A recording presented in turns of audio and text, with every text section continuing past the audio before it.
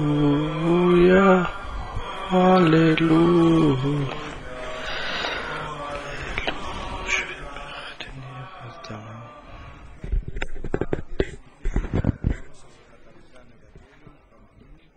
Avec la gloire de Dieu, nous allons lire au livre de Saint Luc, chapitre 19 et verset 28, chapitre 19,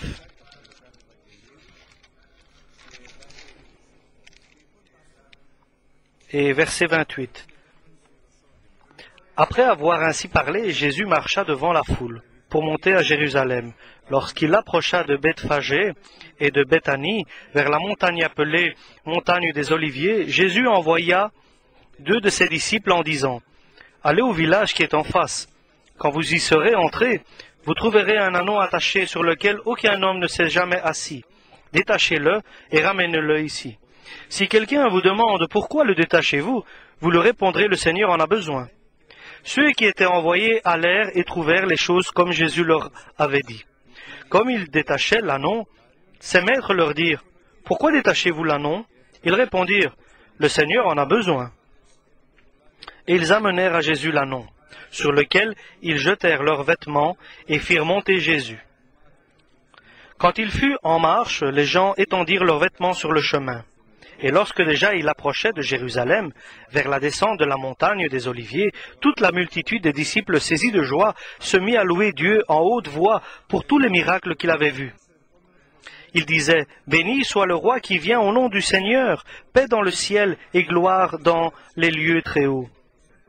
Quelques pharisiens du milieu de la foule dirent à Jésus: Maître, reprends tes disciples. Et il répondit: Je vous le dis, s'ils se taisent, les pierres crieront. Comme il approchait de la ville, Jésus, en la voyant, pleura sur elle et dit: Si toi aussi, au moins en ce jour qui t'est donné, tu connaissais les choses qui appartiennent à ta paix, mais maintenant elles sont cachées à tes yeux. Il viendra sur toi des jours où tes ennemis t'environneront de tranchées, t'enfermeront et te serreront de toutes parts. Ils te détruiront, toi et tes enfants, au milieu de toi, et ils ne laisseront pas en toi pierre sur pierre, parce que tu n'as pas connu le temps où tu as été visité. Il entra dans le temple, et il se mit à chasser ceux qui vendaient et achetaient, leur disant: Il est écrit, ma maison sera une maison de prière, mais vous, vous en avez fait une caverne de voleurs. Il enseignait tous les jours dans le temple, et les principaux sacrificateurs, les scribes et les principaux du peuple cherchaient à le faire périr. Mais ils ne savaient comment s'y prendre, car tout le peuple l'écoutait avec admiration.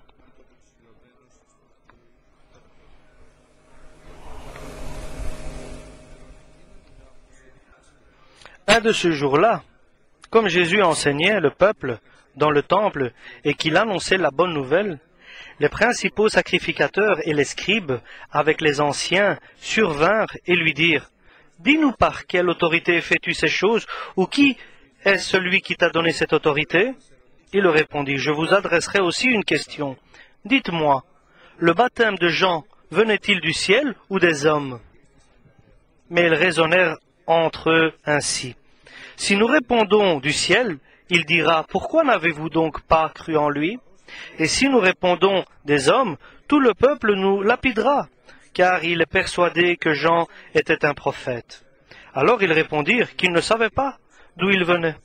Et Jésus leur dit: Moi non plus, je ne vous dirai pas par quelle autorité je fais ces choses. Il se mit ensuite à dire au peuple cette parabole: Un homme planta une vigne, la ferma à des vignerons et quitta la récolte.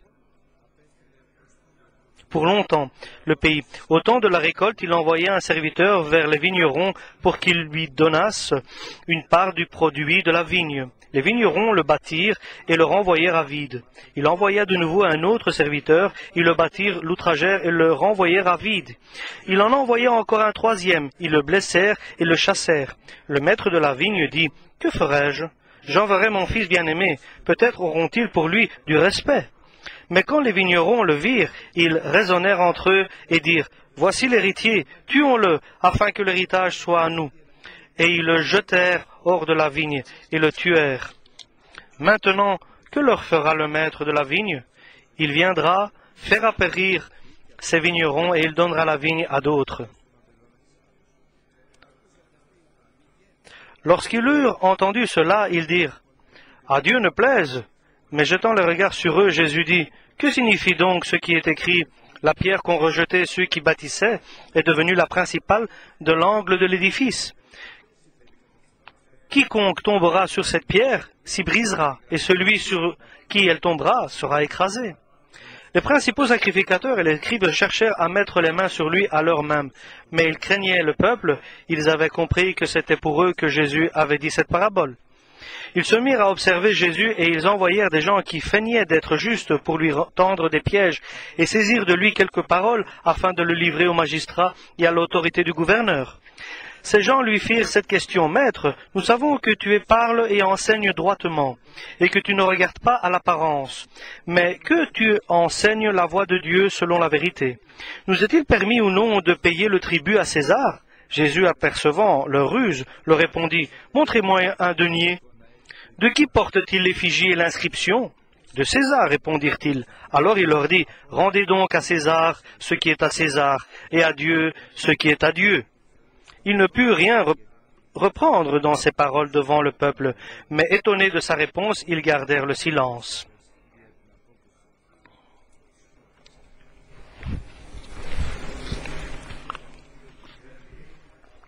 La vérité, depuis 520 années avant Jésus-Christ, Dieu avait prophétisé ce jour précis. Un jour qui avait été préparé par Dieu pour le peuple d'Israël et pour Jérusalem. Dieu a prophétisé avec joie et avec espérance que l'homme va accepter celui que le Père enverra.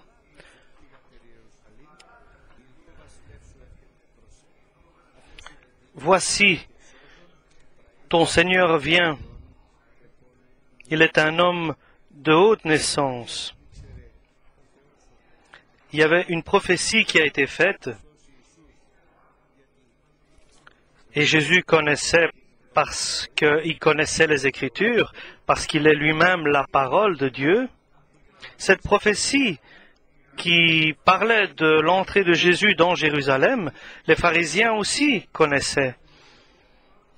Et il y avait cette prédication qui se faisait dans le peuple d'Israël, dans les synagogues, et tout le monde connaissait ces versets.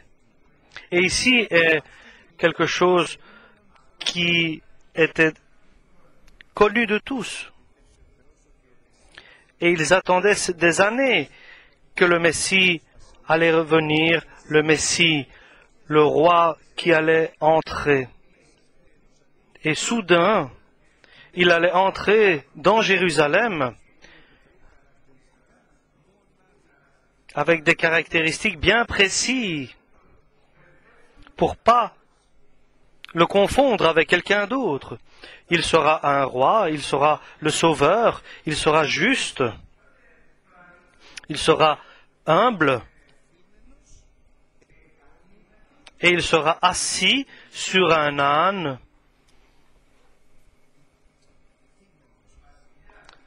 un roi qui sera assis sur un âne, un petit âne sur lequel personne ne s'est jamais assis. Et cela, nous ne le voyons pas tous les jours. Et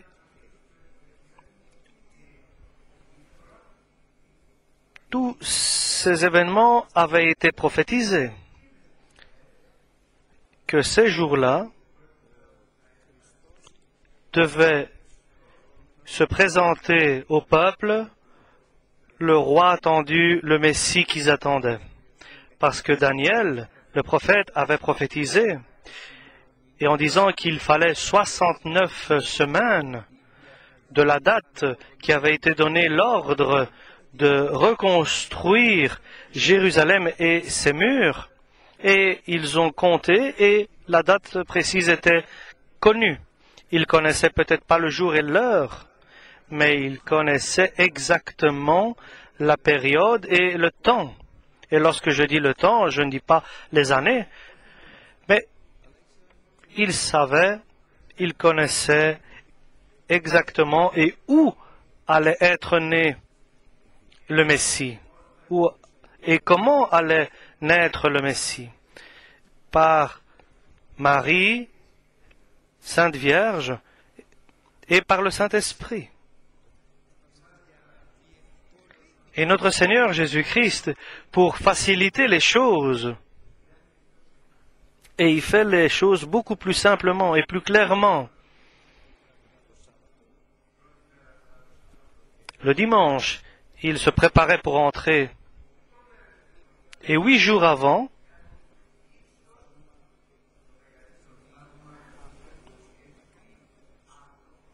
il a fait le plus grand miracle. Il a ressuscité Lazare, qui était mort depuis 4 jours. Et dans ces régions chaudes, le corps avait déjà commencé à sentir et à se décomposer. Et Dieu, voulant aider les Israéliens, le peuple d'Israël, pour qu'ils puissent comprendre que lui est le Messie qu'ils attendent, et pendant 3 ans et demi, notre Seigneur œuvrait et servait par ses témoignages, par ses miracles qu'il faisait, par ses agissements, et avec le témoignage de Dieu, le Père, et même avec la voix du Père qui a parlé, et avec les miracles qui se sont faits par les mains de Jésus, que c'est lui qui doit venir, celui qu'ils attendaient, pour qu'ils puissent le recevoir et l'accepter. Et ici, c'est le jour le plus important, puisque les temps se sont accomplis. Maintenant, Jésus va entrer dans Jérusalem comme l'avait prophétisé Zacharie. Et il leur a dit à ses disciples, puisque maintenant je dois entrer dans Jérusalem, allez dans la ville en face. Lorsque vous allez entrer dans cette ville, vous allez trouver un âne qui est attaché, déliez-le et apportez-le-moi. Et si quelqu'un vous demande pourquoi déliez-vous cet âne, et répondez-lui que le Seigneur en a besoin, et il vous laissera aller. Et ainsi, ça s'est accompli. Ils sont allés, les apôtres sont allés, ils sont revenus, ils ont apporté le petit âne à Jésus, ils ont mis sur l'âne leurs vêtements, et c'était une coutume de mettre leurs vêtements sur un roi qui allait venir, et lorsqu'il approchait en descendant vers Jérusalem,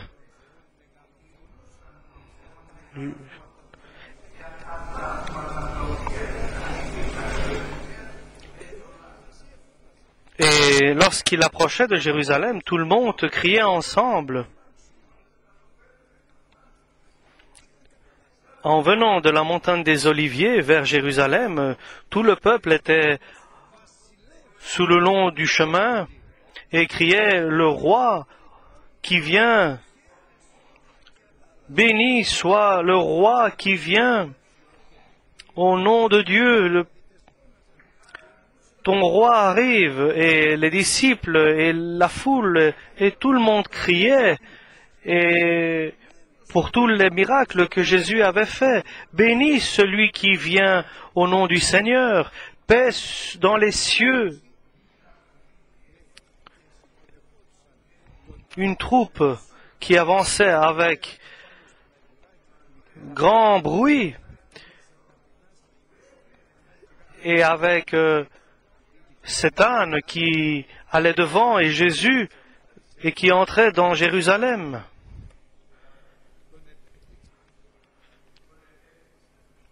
Et là, nous voyons que les pharisiens sont venus et lui ont dit, « Fais taire tes disciples, qu'ils arrêtent de crier. Pourquoi acceptes-tu qu'ils te disent que tu es le Messie et que tu es le roi qu'ils attendent? Pourquoi acceptes-tu ces paroles? » Et pour un instant, notre Seigneur, il leur a pas donné, le Seigneur, à un instant, à ces pharisiens, d'avoir le doute. Et Dieu ne donne pas l'autorisation que tu doutes son amour, de sa présence, de sa puissance et de sa bonté. Que tout ce qui avait été prophétisé, lui est capable de le réaliser. Et si j'arrête de leur dire de crier, c'est les pierres qui vont se mettre à crier. Parce que les pierres vont obéir. Mais les personnes ont un manque de foi, sont incrédules. Nous savons que l'obéissance doit être le résultat de la foi. Parce que l'obéissance a une autre envergure, une autre forme.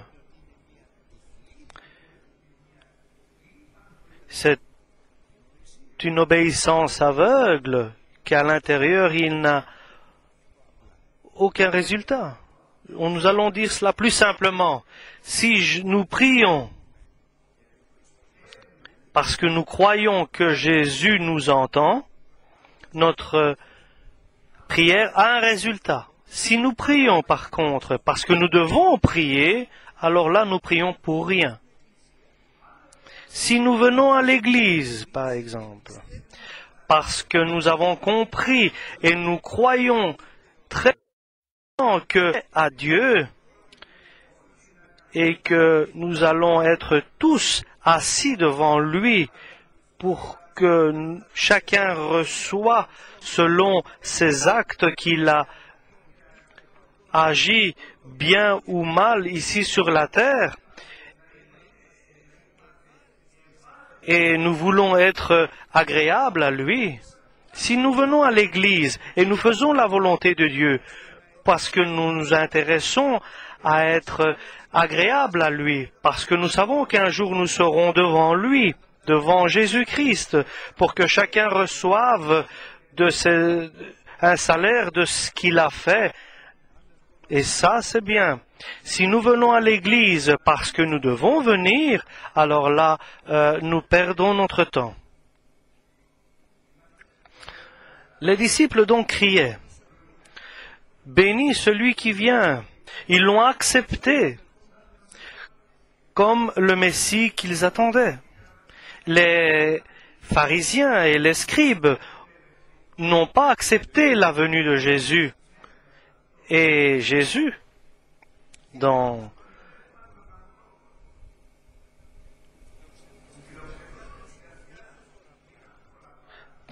cette situation qui était devant lui, parce que l'évangile du Seigneur était révélé à ceux qui étaient perdus par leur incrédulité. L'évangile était caché pour ces gens-là, pour les pharisiens, pour les scribes. Peut-être certains qui étaient dans la foule, certains qui étaient contraires à Jésus, et ceux qui criaient à Jésus bienvenue. Et lorsque Jésus est reparti de Jérusalem, il a pleuré sur Jérusalem. C'est quand même une situation pour Jésus délicate, puisqu'il a pleuré sur Jérusalem, parce que c'était son peuple. Il savait que toutes les promesses de Dieu, c'était pour ce peuple. Toutes les paroles de Dieu et toutes les écritures de l'Ancien Testament étaient pour ce peuple. Et c'était le seul peuple qui pouvait comprendre la parole de Dieu et de croire dans la parole de Dieu et d'accepter la parole de Dieu et de bénéficier la parole de Dieu. Et Jésus a pleuré. Que Dieu nous garde. Lorsque Jésus s'approche de nous, comment s'approche-t-il de nous? Avec joie, en étant heureux, ou bien en pleurant, ou bien déçu? Parce que le temps est venu que Jésus approche de Jérusalem et qu'il a pleuré sur elle. Il a dit, il a fait un souhait, une prière du Messie. Est-ce que vous pensez que cette prière n'a pas de résultat? Mais tout dépend de notre foi et de notre compréhension. Tout dépend de ce que le cœur va réagir. Comment le cœur va réagir. Tous ceux qui ont accepté Jésus-Christ, c'est à ceux-là que Jésus a donné le pouvoir qu'ils deviennent des enfants de Dieu. Il a dit, toi Jérusalem, au moins aujourd'hui tu aurais pu connaître les choses qui t'appartiennent et à ta paix, mais maintenant elles sont cachées à tes yeux. Quelqu'un les a cachées, ces choses, pour toi, Jérusalem. Et je le répète, les paroles de l'apôtre Paul, si l'évangile, l'évangile est caché et ne peut pas le comprendre quelqu'un, ce n'est pas une capacité ou une qualité ce n'est pas cela. L'évangile est simple. Mais il y a une chose qui rentre en compte. Combien Dieu permet au diable qu'il s'approche de toi et de t'aveugler. Et le diable s'approche de toi et il vient avec une autorité qui a été permis par Dieu parce que tu es incrédule. Tu n'as pas la foi. Il y a un chemin qui guide le diable de venir aveugler l'esprit et faire que l'homme, qu'il soit quelqu'un qui ne puisse pas comprendre ce que le Seigneur lui donne par sa parole et que son esprit soit éclairé. Donc c'est une arme unique que le diable a.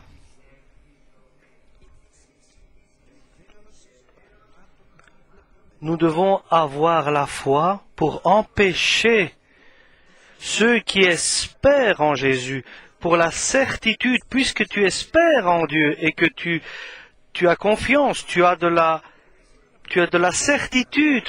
Aujourd'hui, si tu n'as pas de la certitude, tu dois comprendre, tu dois avoir une arme contre le diable. Et nos armes à nous sont très fortes par le Dieu. Et c'est très important de comprendre si vraiment nous croyons et cette foi en nous a une force de salut si nous croyons. Et même si nous glorifions, comme ici, la foule qui crie « Bienvenue au roi qui arrive », et plus tard ils diront « Vite, vite, crucifie-le ». Ce sont les mêmes personnes qui disaient cela, la même foule. Parce que maintenant, ils croient par les miracles, mais plus tard, ils vont être persuadés par les pharisiens et les scribes de demander la crucifixion de Jésus. Et comment se révèle l'incrédulité chez l'homme? Comment cette incrédulité est exprimée? Comment cette incrédulité est exprimée? Par la crainte, par quelqu'un qui est gêné de parler de Jésus, il a honte de parler de Jésus. Ce sont des effets, c'est les conséquences de l'incrédulité. Ce sont des faiblesses d'incrédulité. Et là, le diable, il a une porte ouverte sur nous pour intervenir et nous aveugler. Je suis faible, mais je sais que Jésus est avec moi. C'est pour ça que la foi est la certitude. Celui qui croit en Jésus, c'est la certitude des choses que nous ne voyons pas. Et c'est très important aujourd'hui, ce que Dieu veut nous dire. De ne pas croire, mais de connaître et de savoir. J'ai de la foi, ou bien je pense avoir de la foi. Si j'ai de la foi, ne crains rien. N'aie pas peur. Dans ta faiblesse, la force de Dieu va se révéler complètement en toi. Dieu a les manières de bénir le fidèle, celui qui croit. Mais si ta foi est une théorie, et alors le diable a les manières de détruire ta vie. Parce c'est un serpent et il a les manières de te faire tomber. Et de là, après, arrivent des questions comme « Pourquoi Dieu ne m'a-t-il pas gardé? Mais toi, pourquoi n'as-tu pas donné ta confiance en Dieu et d'approcher Dieu? Dieu, que vois-tu en moi? Est-ce que suis-je selon ta volonté? Ou bien tu me vois et tu pleures? Comme il a vu Jérusalem et il a pleuré sur elle. Mais maintenant, Jérusalem, ces choses-là sont cachées à tes yeux. Mais nous allons voir aussi quelque chose d'autre. Corinthiens 2, chapitre 3 et verset 14. Corinthiens 2, chapitre 3 et verset 14. Nous allons lire à partir du verset 12.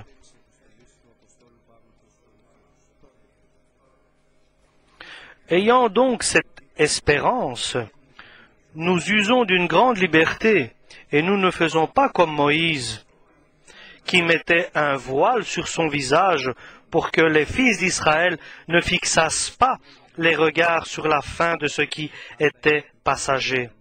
Mais ils se sont devenus durs d'entendement, car jusqu'à ce jour le même voile demeure. Quand ils font la lecture de l'Ancien Testament, ils ne se lèvent pas, parce que c'est en Christ qu'il disparaît le voile. Jusqu'à ce jour, quand on lit Moïse, un voile est jeté sur leur cœur, mais lorsque les cœurs se convertissent au Seigneur, le voile est enlevé. Or, le Seigneur, c'est l'Esprit, et là où est l'Esprit du Seigneur, là est la liberté. Nous allons voir ce qui s'est passé. Ici, Moïse est monté sur la montagne pour rencontrer Dieu. La présence de Dieu était là. Et cette présence de Dieu a été sur son visage marquée. Et lorsqu'il est descendu vers le peuple, son visage était éclairé. Et les Israéliens ne pouvaient pas regarder ce visage qui avait rencontré Dieu, le visage de Moïse. Et Moïse a été obligé de mettre un voile devant son visage pour pouvoir parler au peuple. Et si ce peuple d'Israël ne pouvait pas résister à regarder ce visage qui avait rencontré Dieu, combien nous-mêmes nous allons résister et être capables de voir le visage de Jésus-Christ? Est-ce que nous allons le voir avec un voile? Et qu'est-ce que c'est le voile? Le voile, c'est l'incrédulité. C'est ne pas avoir la foi, ne pas croire. Si tu n'as pas de foi, tu ne peux pas voir la gloire de Dieu. Et l'homme, de sa nature, est incrédule. Par sa nature, parce qu'il est sous la domination du diable. Ici, il y a un mystère et un miracle. Tu demandes Jésus et l'incrédulité part. Mais pour demander Jésus, tu dois le demander avec la foi. C'est pour ça que l'Écriture dit, la foi vient de l'entendement, de ce qu'on entend, de ce qu'on écoute. Aujourd'hui donc, nous entendons la parole de Dieu. Nous écoutons la parole de Dieu. Et c'est un bon début pour demander Jésus, pour que Jésus nous enlève le voile, pour voir la gloire de Dieu. Si nous ne croyons pas dans la parole de Dieu, mes agneaux, mes brebis entendent ma voix et me suivent. Si nous ne croyons pas dans la parole de Dieu, alors nous ne crions pas Jésus qui est le seul qui peut enlever le voile de l'incrédulité. Et ainsi, le salut vient de la foi, et la foi vient de ce qu'on entend, la parole de Dieu. Personne parmi nous, et je peux dire que nous avons tous, par nature, un voile que nous ne pouvons pas voir la gloire de Dieu. Mais nous savons que si nous demandons le nom de Jésus-Christ, nous allons être sauvés et notre salut va venir retirer le voile et nous verrons sa gloire et sa gloire va habiter en nous. Nous avons donc une porte ouverte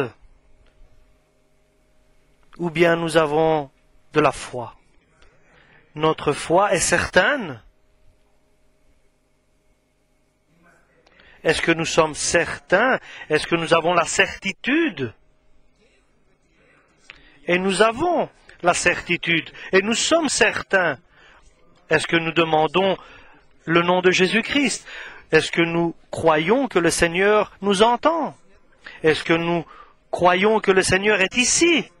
Parce que nous avons dit au début, et nous le rappelons, allons prier aux pieds de Jésus-Christ. Est-ce que nous croyons que Jésus nous entende ou écoute nos prières? Nous pouvons prier même 20 heures, même 5 minutes ou des heures entières. Et c'est pour cela, lorsque tu pries, Jésus nous dit, entre dans ta chambre, ferme la porte, parce qu'il y a quelqu'un qui pourrait venir t'empêcher, et soumets-toi à la parole de Dieu. Mets-toi à genoux là dans ta chambre et là où ton Père est dans le secret, dans ta chambre. C'est un Dieu qui voit dans le secret, mais il est présent. Demande-lui, demande le nom de son Fils Jésus-Christ. Appelle-le et alors, tout ce que tu demanderas dans ta prière, là dans ta chambre, à ton Père céleste, à ton Père qui est Dieu, dans le secret, il va te le donner et va te le rendre dans ce qui sera autour de toi. Celui qui approche Dieu, c'est de croire qu'il est. Il vient et à celui, Dieu rend un salaire, il est à ceux qui lui demandent. Il répond aux requêtes à ceux qui lui demandent. La foi sans les œuvres, est-ce qu'elle est vivante? Non, elle est morte cette foi-là. J'ai une foi, mais pas d'œuvre. Elle est morte, ma foi. Mais je crois en Dieu.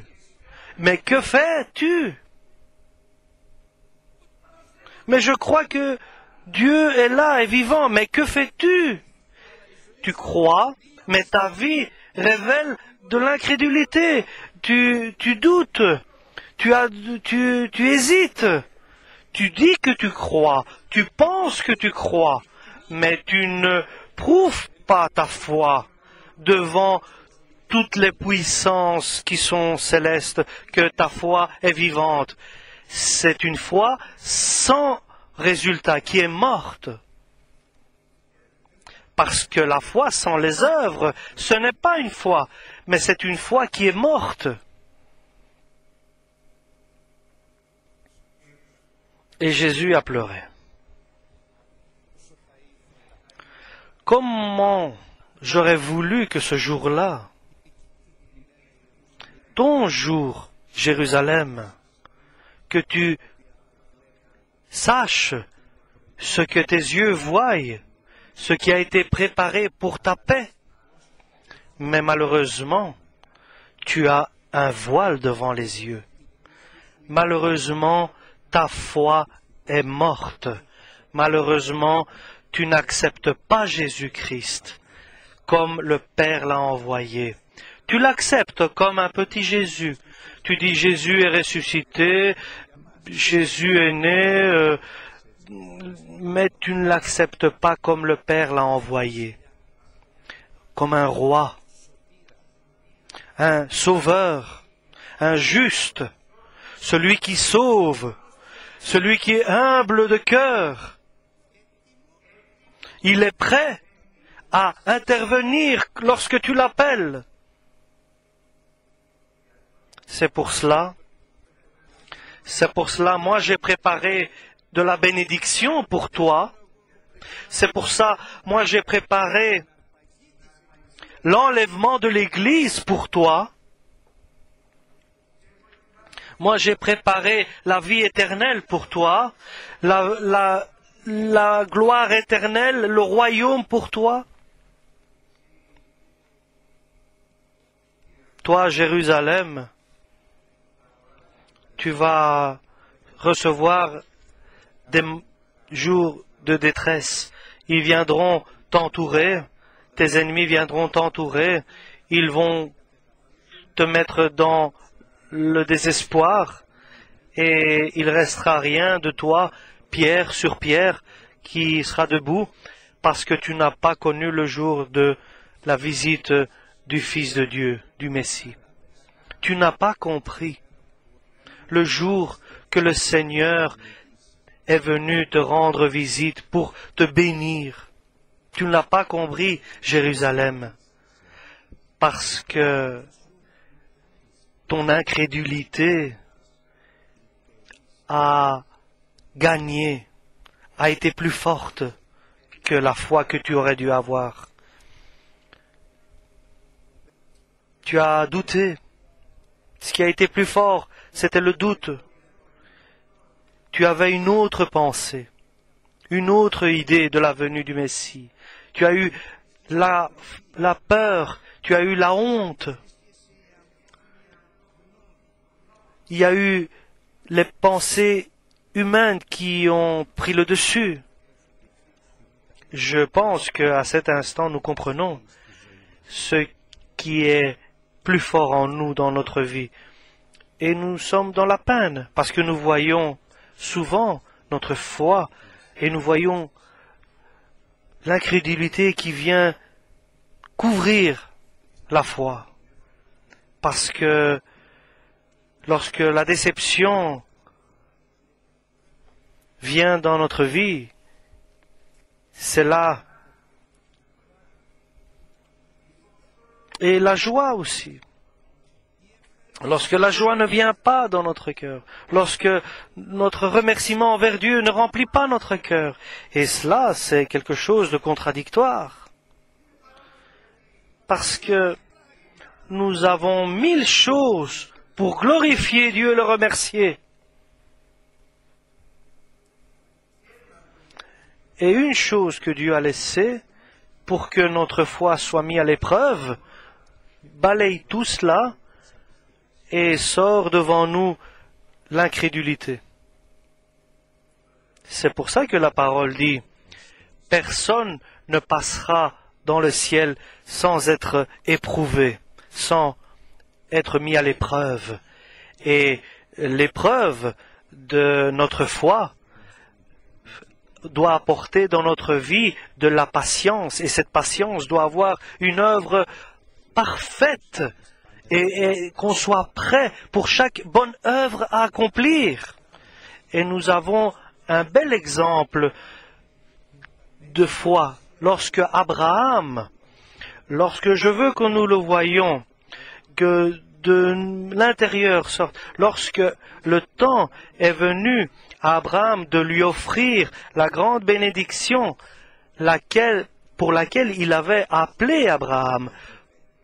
Pour toute une vie, il le mettait à l'épreuve pour qu'il le prépare fort dans la foi lorsque le moment est venu. Et Dieu a voulu mettre à l'épreuve Abraham.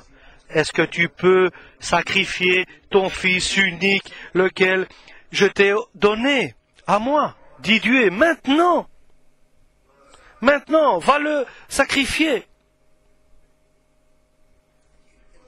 Il avait dans ses mains à cet instant-là, Abraham, la bénédiction qu'il a reçue, et de l'autre côté, il y avait la malédiction. Et nous savons que Dieu a dit, j'ai trouvé Abraham, mon fidèle, et de l'autre, j'ai œuvré pour le rendre juste et j'ai pas réussi. Dieu, lorsque je suis venu préparer et j'ai trouvé Jérusalem, je ne l'ai pas trouvée prête. Je n'ai pas réussi. C'est pour ça que Jésus pleurait. Parce qu'il a œuvré, il a travaillé pour Jérusalem, pour me faire prêt. Et ici, par la foi, il doit réussir. Ou bien de l'incrédulité, ne pas réussir. Et nous savons que Dieu œuvre dans notre vie. Il agit dans notre vie. Et il fait un travail dans notre vie. Et il veut que nous soyons vainqueurs. Et il nous donne tout. Il nous offre tout. Tout ce que Dieu peut faire, il le fait. Pour que nous soyons prêts le jour où le Seigneur viendra nous rendre visite. Des milliers d'années, Dieu, au moins comme 1500 ans, a travaillé pour Jérusalem, a œuvré pour Jérusalem. Et pour ce jour-là, pour qu'ils acceptent le Messie. Et pourtant, ils devaient, logiquement, qu'ils soient complètement prêts à recevoir le Messie. Et qu'ils disent de tout leur cœur, gloire à celui qui vient, gloire au roi qui est là. Mais ils se sont trouvés qu'ils n'étaient pas prêts. Parce qu'ils n'ont pas cru à l'amour de Dieu. Ils n'ont pas cru à l'œuvre du Seigneur. Ils n'ont pas cru à Jésus-Christ, qui est celui qui vient de Dieu, qui est qui est de Dieu, qui vient de Dieu, qui est le Seigneur des Seigneurs. Ils n'ont pas cru comme Abraham. Ils ont perdu leur foi. Abraham s'est levé, a pris son fils, parce qu'il a dit, par la foi, c'est ce qu'il nous dit très fort aujourd'hui, celui qui m'a donné toutes les choses, et même mon fils unique, même par Sarah qui était stérile, maintenant qui me le redemande, Il me met dans l'épreuve si je vais rester fidèle. Et si je vais le sacrifier, il est fort, il est puissant de le ressusciter. Et ça, est-ce que tu peux le croire? Est-ce que tu peux croire que Dieu peut ressusciter toutes choses dans ta vie? Alors, si tu ne le crois pas, il y a devant toi un voile. Et il n'y a rien de pire qu'un chrétien qui n'a pas la foi, un chrétien qui n'a pas réussi dans sa vie spirituelle. Et il sera dans la difficulté toute sa vie, jusqu'à la fin. Fidèle, sans foi, chrétien, sans le Christ. Quelqu'un qui a une nouvelle naissance, sans résurrection. Quelqu'un de vivant, mais sans vie. Un temple de Dieu, sans la parole de Dieu, qui est le corps. Que Dieu nous garde.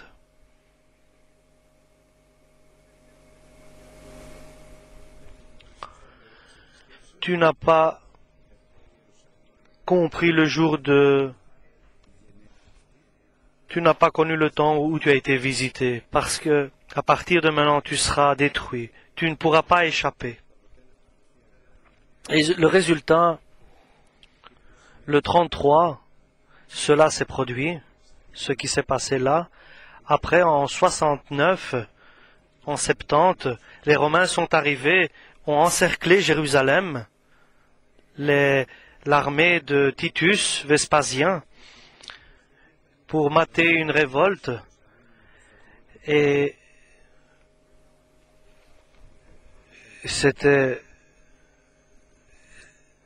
à ce moment-là, les fidèles qui étaient là, ils ont compris et ils sont partis de Jérusalem.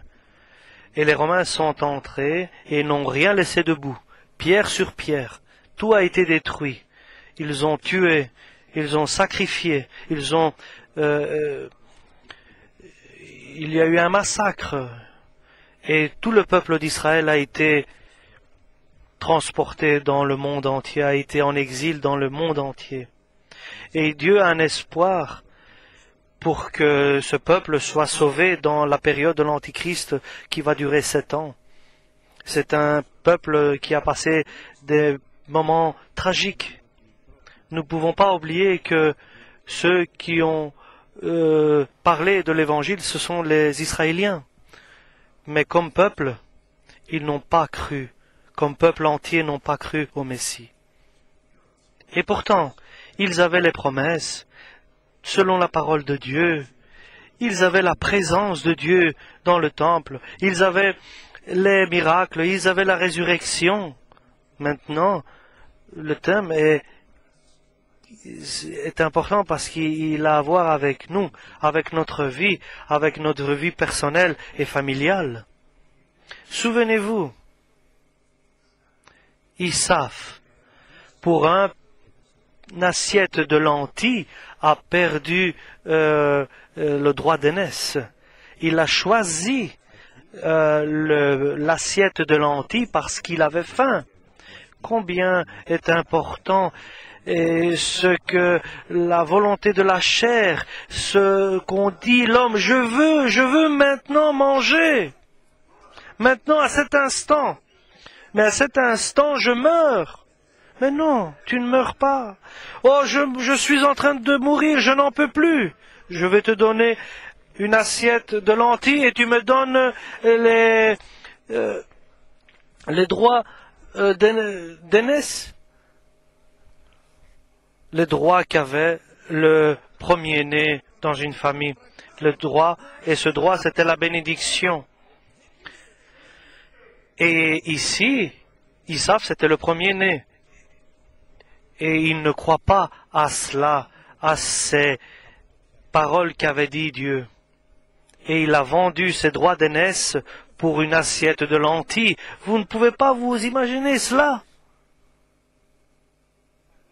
On ne peut pas l'expliquer combien de choses. La plus grande chose qui est ici, c'est que son nom est écrit dans le livre de la vie et qu'il prenne part dans l'enlèvement de l'Église. maintenant le Seigneur vient rapidement. Il n'y a pas de plus grande chose ici sur la terre. Il n'y a rien d'autre soudain où nous allons entendre la trompette de Dieu et personne ne va rester ici.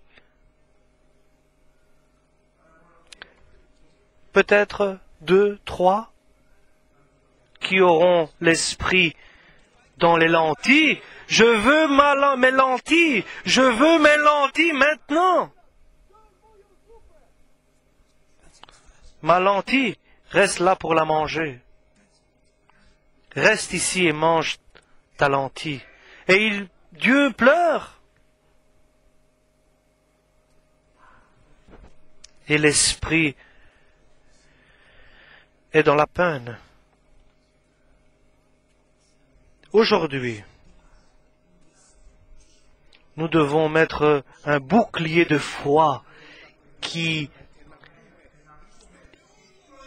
et nous devons dire, au siècle des siècles, je ne m'intéresserai pas aux lentilles. Ce qui m'intéresse, c'est la vie éternelle, la vie dans les cieux.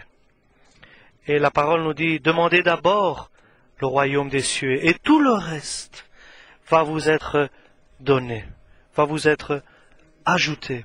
Et même une assiette de lentilles, tu auras même un petit agneau. Mais d'abord le royaume des dieux. Amen.